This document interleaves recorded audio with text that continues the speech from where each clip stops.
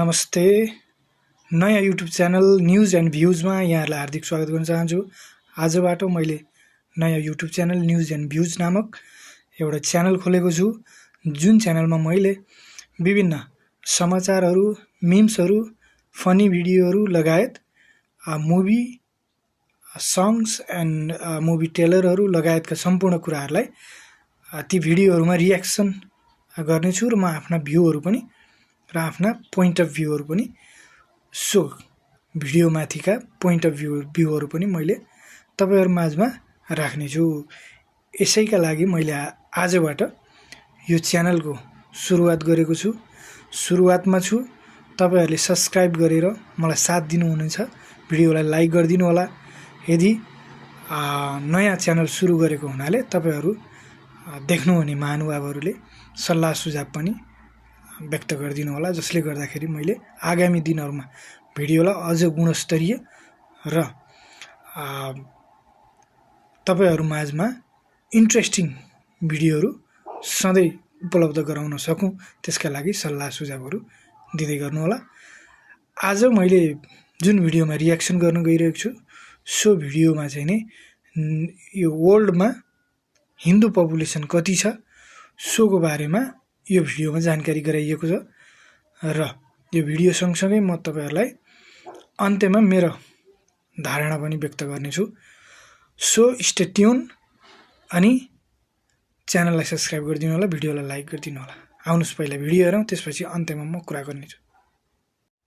चाइनामा त 0.01%, हेर्नुस् त अफगानिस्तानमा त अब मुस्लिम कन्ट्री नहुने कुरै भएन।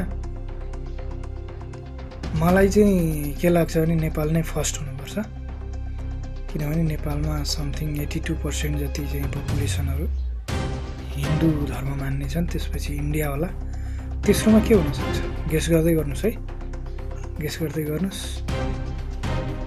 खाडीमा त अब इन्डियन र नेपालीहरु नै प्राय जसो बसोबास गरिरहेको छन्, त्यही भएर पनि पपुलेसन हिन्दू पपुलेसन देखाउने होला खाडीमा।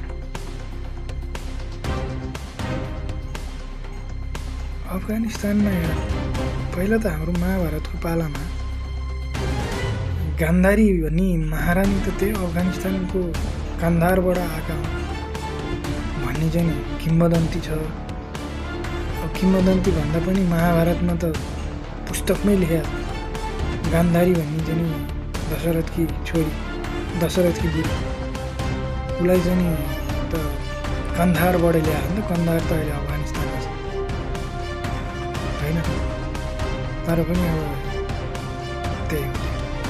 त्यो बेलामा मुगलहरू आए, त्यो बेलामा त यस्तै अब सबै राज्यहरू राजाहरूले चलाउने, कोही हिन्दू राजाहरू, कोही मुस्लिम राजाहरू। मुस्लिम त सधैँ थिएनन्, यो नेपाल, इन्डिया, पाकिस्तान, बङ्गलादेश, श्रीलङ्का, अफगानिस्तान, इरानको केही भाग, यी सबै त पहिला हिन्दू राज्य नै थियो नि।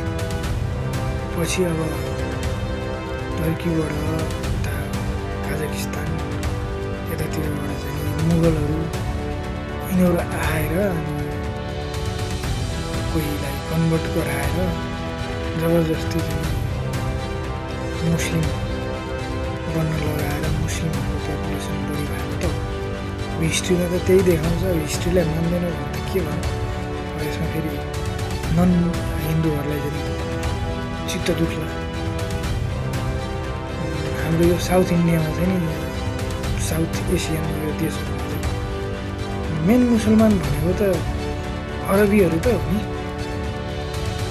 अरबीहरू र यो टर्किसहरू, मिडल इस्टका प्रायः जसो।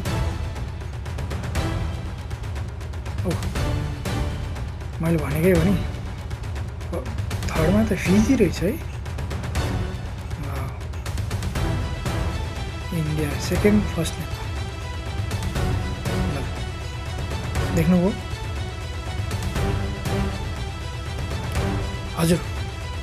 आजको यो हिन्दू पपुलेसनको डाटा जुन एनालाइसिस गरेँ मैले, रियाक्सन गरेँ, तपाईहरुलाई कस्तो लाग्यो अझै कुन कुन विषयमा चाहिँ मैले मुभीहरूको पनि रिभ्यू गर्छु, अन्तर्राष्ट्रिय न्युजहरू केही छन् भने पनि रिभ्यू गर्छु होइन, आफ्नो रियाक्सन गर्छु भनौँ न। अब मुभीहरू चाहिँ रिभ्यू गर्छु, अरू भिडियोहरूलाई रियाक्सन गर्छु, फन्नी भिडियोहरू, मिम्स भिडियोहरू पनि लिएर आउँछु बिस्तारै बिस्तारै। त्यसको लागि तपाईँहरूले मलाई साथ दिनु पर्यो र च्यानललाई सब्सक्राइब गरेर धेरैभन्दा धेरै साथीहरू समक्ष यो भिडियो सेयर गरिदिनु होला र ट्याग गरिदिनु होला, साथीहरूलाई पनि भनिदिनु होला यो च्यानललाई चाहिँ सब्सक्राइब गर्दै राम्रो राम्रो कन्टेन्टहरू लिएर आउने कोसिस गर्नेछु। हस् त, आजका लागि भिडियो कस्तो लाग्यो प्रतिक्रिया पनि दिनु होला, कमेन्ट पनि लेख्नु होला, भिडियोलाई लाइक गर्नु होला, सेयर गर्नु होला, च्यानललाई मोस्टली सब्सक्राइब गरिदिनु होला किनभने नयाँ च्यानल हो मेरो, तपाईँहरूको सपोर्टको एकदमै खाँचो छ। सो आजलाई यति भन्दै बिदा हुन्छु, अर्को भिडियोमा फेरि भेटौँला। नमस्कार।